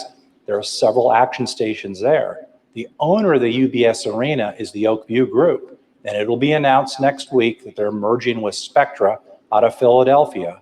They will now create a juggernaut. Oakview Group and Spectra will have 300 to 325 stadiums and arenas and concert venues. They announced at the end of October, every single food concession area will be electric. They are not going to gas. That is a statement and a claim directly from the CEO. I heard him say it, and I had a chance to meet the executive team at the Oakview Group. I'm assuming that's Tim Lewicki that we're talking about? Tim, exactly. So they're going all electric. And there, it's not just the sustainability. They also don't want to burn gas, and they don't want the headaches of going up 3, 4, 5 stories and try to duct out the smoke, the grease, and the odor. And I know they just came out of a project in Seattle. Climate Pledge Arena. In the new arena, in which, obviously, when you talk about a city like Seattle, it's very hip to climate change, green, et cetera, sustainable. Fred, it is so hip and it's so focused. Think of the name, Climate Pledge Arena. They collect the rainwater from the roof into a large cistern. They collect the water. Why? They use that for the sheet of ice for the Seattle Kraken hockey team. Even the ice is green. This, the roof was actually if I understand correctly, it was lifted off. It was an old arena. They lifted the roof off because it was a national landmark. Correct. And then finished the project, built the arena, and then dropped the roof back onto an existing arena. Fascinating. And that roof is entirely solar panels. So it's really amazing. That was built in 1962 for the World's Fair, and they've repurposed it, but it really is a brand new arena. Terrific. So as you guys look at where we're headed going into 2022, and if you were going to open, you were going to either specify a project or open a new restaurant, et cetera, where would you start? Do you look at retrofitting what you already have? Is there a piece of do you start with your fryers? Do you like what? Can I jump in then hand it to the guys here? Please, and you're the big chicken. We're going to get to you, Josh.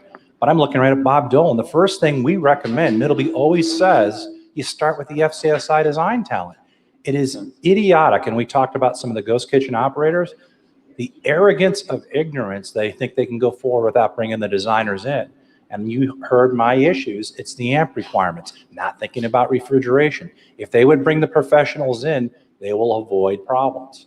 So we really start with that. So I'll say FCSI design teams, we want to bring the concept solutions. Hopefully it's going to be Middleby equipment, but it's really the solution. That's what we're trying to support. Yeah, I agree 100%. That's where it begins, is with the design. I think the thing that's going to be interesting is right now we're in an interesting crucible in our society where what dictates a restaurant is changing too, right? Mark Lohr, who bought the Minnesota Timberwolves with A-Rod, he started a food truck company. Yeah, I know. He started a food truck company called Wonder, right? And the pilot is randomly my little town 30 miles south of here, Westfield, New Jersey. Bobby Flay's Steakhouse has a Wonder truck. Think about that. Sous vide steak, designed and tastes just like Bobby Flay's, coming out of a ventless solution food truck prepared in your driveway. So the notion of what's a restaurant is also changing. The notion of what a consumer will accept as a restaurant is changing. You know, Applebee's and Chili's are adding alternate brands into their back of kitchen to help with restaurant utilization. And, you know, we think of ghost kitchens more right now as Reef and Kitchens United and those guys. Most of the legacy chains are doing something dark or ghosty right now. The definition of a restaurant is actively changing. The name for both, dark and ghosty. Dark and ghosty, yeah. But it is changing, and that's going to dictate a lot of different behaviors amongst restaurateurs and our guests. We did a couple stories this year with John Taffer. Yep. With his operation. Scott, why don't you talk for a second about what he did with that sous vide and with electric technology? Well, Justin, where are you? You're in the back of the room, right? Is Justin there, or is he still over by the Plexer? I don't want to steal his thunder. He's the guy that's been dealing directly with John Taffer. But as we're bringing Justin out, what Fred is referring to is the fact that John Taffer's going forward. He already has. Does everybody know him from TV? Bar Rescue. He's gone forward, and he's going forward entirely ventless here in New York, also in Virginia and Washington, D.C. Atlanta first, Washington, Boston's next. Yeah. And so Justin has led the way, and it's an entirely ventless Justin, come setup. talk to us about John Taffer. Yes. And what he's doing. Sorry to pull an audible on you, but hey, well, I'm not going to take your thunder. You led the way on this. Team effort. Team effort. But so I just walked out, so I'm kind of caught off guard. But is there any specific? Well, I brought up, so we're talking about obviously about electric kitchens, and I brought up a couple stories we did on John Taffer. And his group, somebody said sous vide. So I want you to talk a little bit About the questions about ventless and how that shifted quickly. Sure. So, you know, really, we're over here. Thank you. So, what? Go this way? Good. Okay. All right. So basically, you know, it all started when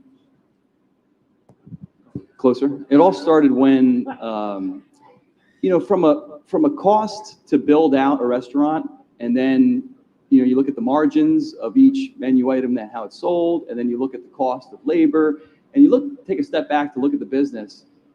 The restaurant industry needed a change, right? We needed almost an opportunity to figure out how to make more money, you know, doing the same type of. So it started off with looking at the equipment plan and figuring out, you know, what the cost to operate a traditional, you know, utility with gas, and with, say, 6 chefs on the line for a 190 to 230 seat restaurant, right? So when we started doing the math, there was a more upfront cost to go electric and ventless, but the savings for consistency, for quality, for pretty much taking labor, we took about 3 bodies off the line, so from 6 to 2 or 3. And what we saw was the opportunity to kind of make a more lucrative business, right, for the franchise to do. Sous vide and electric, do they go hand in hand? I think that's That they do. So with our equipment, you can't, you know, fatty proteins, you know, pork, duck, don't really do that well in any of our ventless equipment, right? They create too much grease-laden vapor and smoke. So we decided to almost take a step back and try to re-engineer and innovate the food component itself, right? So that's where Cuisine Solutions has come in. About 3 years ago, we started to take the traditional menu items and look at a hamburger patty, for example. So, how do we do this hamburger in our ovens and do 80 of them maybe in an afternoon and still have an oven that's going to work tomorrow, right? So the sous vide protein piece was crucial, right, for our equipment to open up that floodgate, I'd say, right? Open up that challenge and that opportunity for us to do more. And so it was just one menu item after another. And at that point, now we've kind of developed a partnership, not just with one supplier in the processing space, but really opened the eyes for the entire industry in processing. So, to this day, we're partnering with the Cuisine Solutions out there, but many other companies to try to figure out how can the operator be in a food safe side of the business, right? If we think back to operators in the past that maybe had, safety issues and that were using raw proteins and, the whole time and temp on a plancha or a griddle, that still works great today, but it doesn't really work from a consistent labor perspective, right? So it's just been an evolution of working with the manufacturing on the equipment side and manufacturing on the processing side to take each menu item and ultimately each equipment and continue to evolve it together. And what we're doing is we're creating solutions, right? We're creating a solution that's generating a... And I don't think we've ever seen a la carte used in sous vide. When we think of sous vide, everything I've seen has been large banquet and large catering. So talk about how this has become viable. Yeah. So the traditional turn time for any type of, think of a fast cat or any type of tavern type of restaurant, you typically would see maybe a 12-minute ticket time if we're lucky, right? At times, and sometimes upward to like a 20-minute ticket time. And we're talking, 4 tops, 2 tops, 6 tops, 8 tops. And traditionally, that kitchen was designed differently, right? And so from a processing and large-scale sous vide to almost a small-scale sous vide, we had to figure out how we're going to move and groove with smaller equipment. But, same type of practice, whether we're finishing in sous vide cooking in a huge batch, like our Marinox is one of our processing companies, we could sous vide a Volkswagen Bug, right? But in this establishment, we're not sous videing on premise. We're sous videing, or the sous vide or the production of the raw protein is somewhere else. Yeah, so then it's brought in safe, fully cooked, fully pasteurized, right? And then it's also packaged in a way so our labor can, from speed of service, can open that bag and literally from 1 or 2 at a time finish. And we have 3-minute ticket times. So it's 100, right now there's one restaurant that opened that was 190 seats inside. All in total, it's 220 seats, collected with outside. The next restaurant's going to be 270 seats. And the next restaurant after that will be somewhere around 180. But we're seeing 3-minute ticket times using our ventless equipment. So you get at least another turn out of the table. Returning tables twice in the evenings. 190 seat restaurants doing 35 grand a day. So it's sizable. We're talking about 3 employees operating the equipment. And all the food is brought in fresh, right? Fresh or frozen, fully cooked, fully pasteurized, and then we're finishing, right? So that's the whole idea behind it. And it's just the beginning. In many cases, it eliminates the need for an expensive executive chef. Correct. Yeah. Ideally, every operation needs a true kitchen manager, right? Should I feel attacked? To own it. No, but I mean,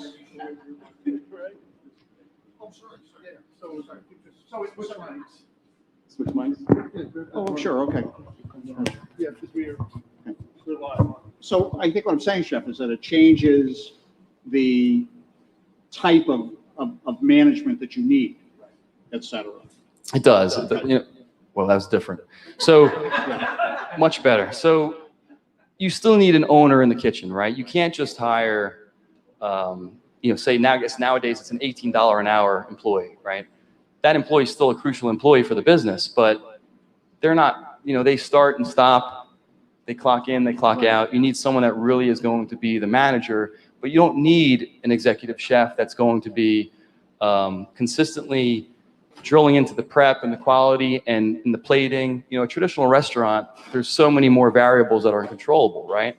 But with what we've been doing is drilling into the exact spec of a sous vide piece or whatever that component is, and then drilling into the programming and the finishing of that ventless apparatus.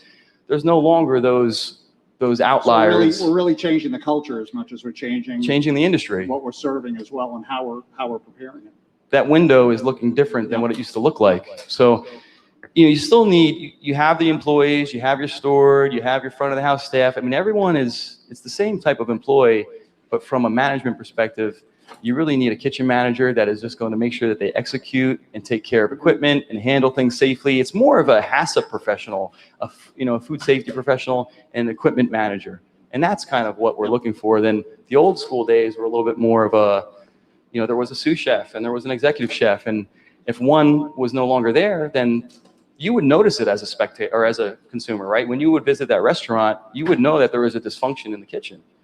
But with this new model of how we're doing things, the human being is very important, right? But we no longer need that executive chef to truly show up to make sure that restaurant. Well, I think the world changes. And you know, like in your operations, when you open in the arena next week, I mean, I'm assuming you're going to have a manager in there that's going to run and operate that? Yes.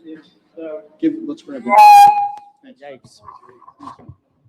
What we're quickly finding is you still need labor. It's just the tasks that the labor are doing may be different, right? So when we went into Climate Pledge, Tim Lewicki is a close friend of the company. Him and Shaquille go back many, many years. So we're in a lot of Tim Lewicki's arenas. And, you know, we have 2 units of Climate Pledge, and we needed to put a GM over both of them because ultimately we still needed that oversight because we were moving 1,400 orders of sandwiches and tenders in a 90-minute window. And if you don't have the right leader at that ship, speed doesn't matter. You're still going to break down. So the tasks change, but the labor model is relatively, if you don't have the right amount of headcount, something's going to get lost and break along the way. And I think the other thing that changed too that was interesting when I talked to DeRay about the project was he said to me, what's different here is you're going to have individual concession stands in different places in the arena rather than you being a supplier to multiple stands serving multiple foods. So that changes how you need to manage it and prep it. It does. I mean, Delaware North runs everything in the arena, Right. but the fan, I mean, going back 10 years ago now, the fan said, hey, I don't want, I remember growing up as a kid here on Long Island, you know, you went to Shea Stadium, it was Conn's hot dogs. You weren't going out to the outfield to wait online at Shake Shack for 45 minutes. The consumer said, I want something different. And when you look at the per caps in stadium concessions, they're incredibly high, right? And they've gotten only higher once the concessionaires realized they needed to bring in licensees to help run some of that. But then you run into operational complexities as a result. So I have another weird conspiracy theory on this. I have a theory that as we get into sports gambling and we get into having a cell phone sitting in the seats, thinking about betting on the next ball, the next strike, the next hit, the next home run, that's going to begin to compete with your operation. What do you think? I think we'll just be trading in big chicken sandwiches instead of cash. Okay. You know? Okay. Interesting. What about, as you guys look at, so we talked about the first step going forward, about going to FSCI. What's next as you build a strategy and you build out? What do you suggest? And what I mean is, should you call Con Ed? Should you call and see what rebate programs are there? Because you talked about Energy Star. Right. Go Right. ahead. That's a good question. So I think to piggyback on what Justin was saying for a little bit, I just kind of want to touch on that. The cost of operating a restaurant, the margin of profit is 5%. You don't have a lot of wiggle room.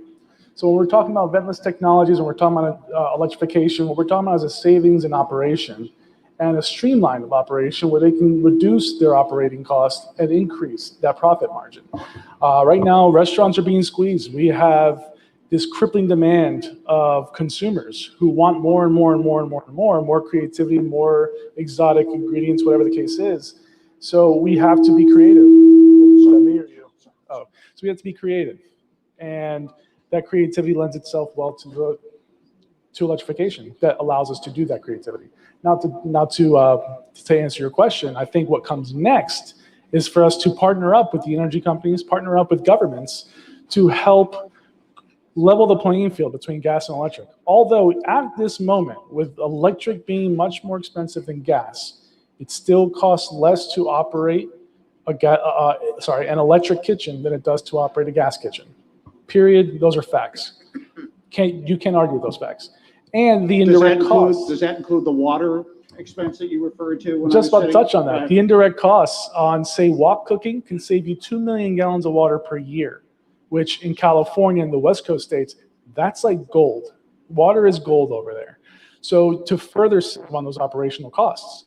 So what I think next is educating people on what the realities are, working with utility companies on rebates and things like that to incentivize those changes, and working with governments to help create subsidies, especially for restaurants. If you look on, say, in California, they have peak hours.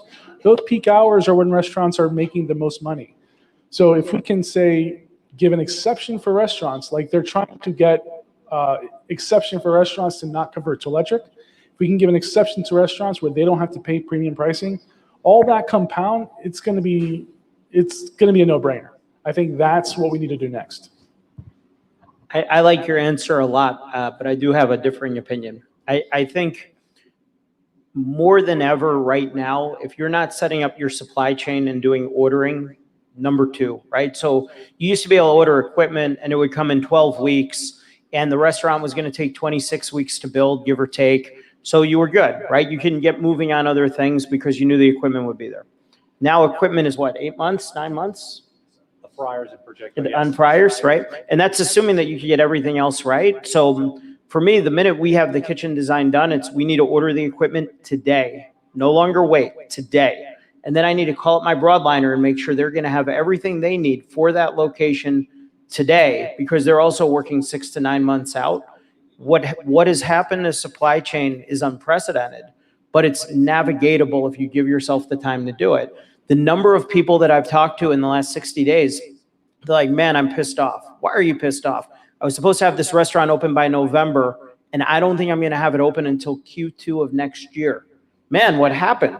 Well, we didn't order the walk-in cooler, and we're being told walk-in cooler's 8 months. Crap, right? We didn't order the fryers. We're being told the fryer's 9 months. Things we took for granted before the pandemic, we can no longer take for granted, right? The minute you see if I'm selling equipment like some of you guys are, the minute that for lease sign comes down, I should be selling the package like at that moment in time, because otherwise it's not going to be there when the guy needs it. And all those landlords, they want the restaurant open 6 months after occupancy, even though it's taking 9 to 12. Who the hell wants to pay rent for 3 to 6 months when they don't have an open restaurant? That's a tough situation. Great answer. Honestly, I think you nailed it. That's absolutely right. So, Eddie, Joe, do you guys have a solution to that? I mean, is there a... Order from What's Cinco the- Ferry early. Okay. Okay. Okay. Got it. Got to pull the trigger. Okay. Partnerships with the Yeah. dealer or someone you feel comfortable. Please. And this was a comment too. Go ahead, Joe.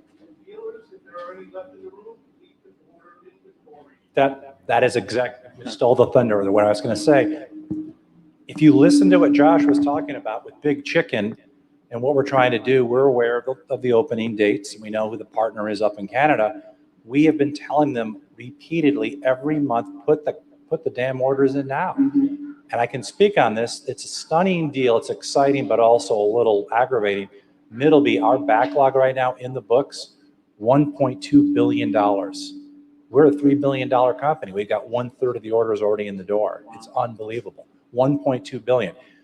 But there are ways to navigate, but we got to move forward. We need to make sure that our operators, the ghost kitchen guys in particular, understand that this isn't going to get untangled and smooth out, at least for another 6 months. The only way I'm able to get my Middleby equipment when I need it is because I continue to agree to do these panels with Scott.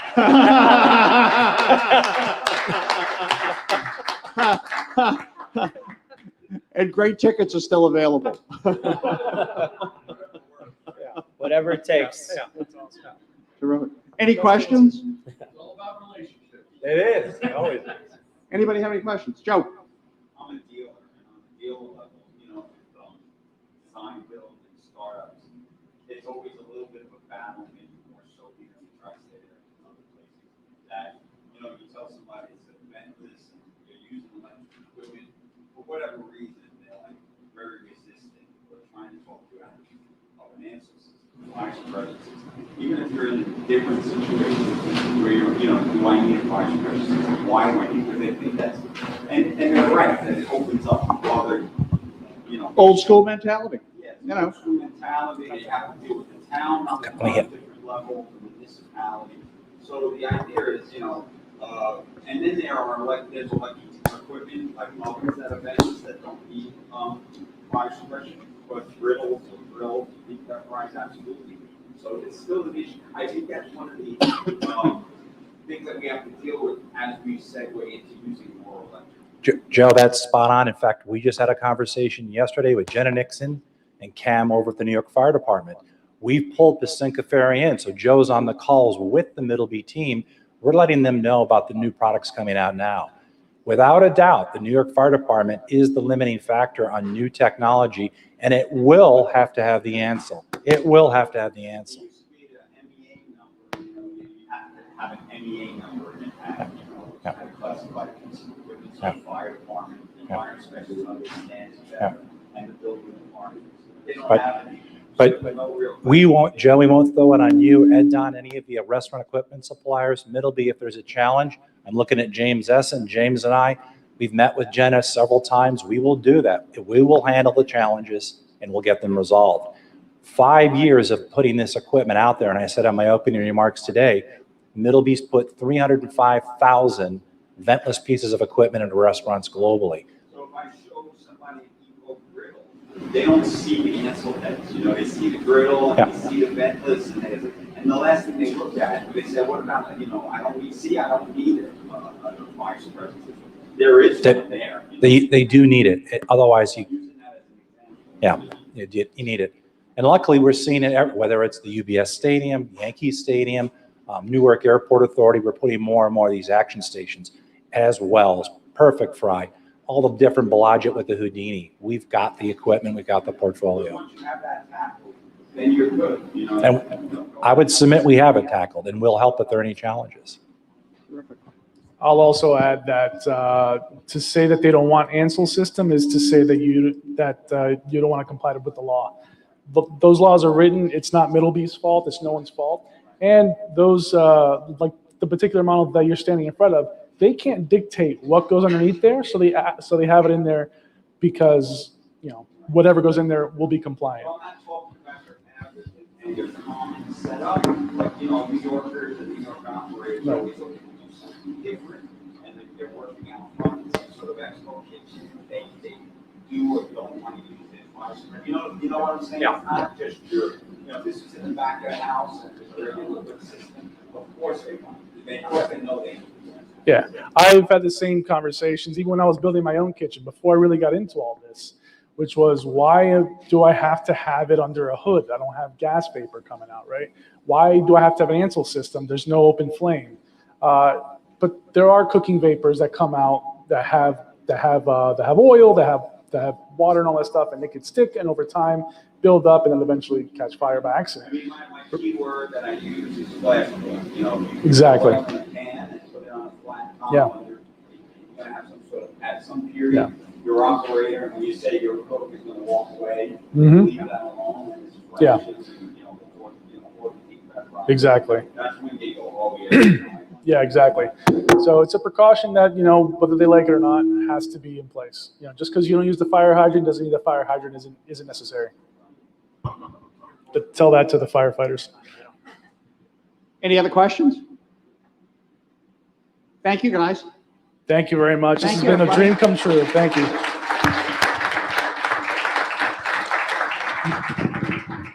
Well, I got to tell you, I don't think there has been a successful event in New York that Fred Clashman has not been involved in. Thank you, Fred, for helping us today. So we hope that you've enjoyed our Ghost and Ventless Kitchen event. Oh, Fred.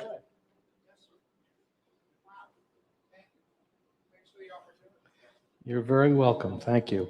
Thank you for participating.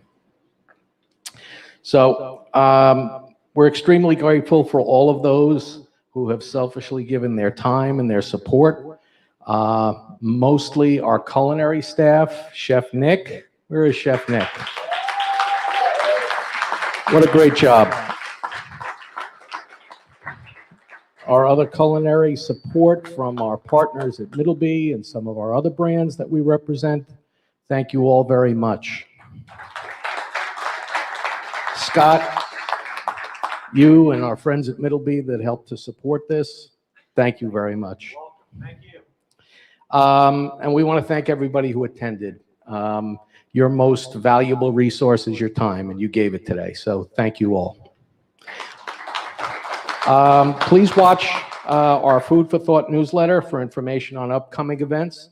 We try to have these on a regular basis, including our open house holiday party, which is on schedule right now for December 16th, a month from today. Holidays are coming. We wish you all a wonderful and peaceful Thanksgiving. It's been an unbelievable year. Let's give thanks. And that's actually next week. And let's all travel safely. Thank you all for coming. Be safe. And one more big thank you to Kevin Dubé, our bookkeeper, office manager, smallwares, front of the house specialist, who's also now our AV guy, who has been doing all the yeoman's work here today. So we also have a little gift for you too, Kevin. Thanks, everybody.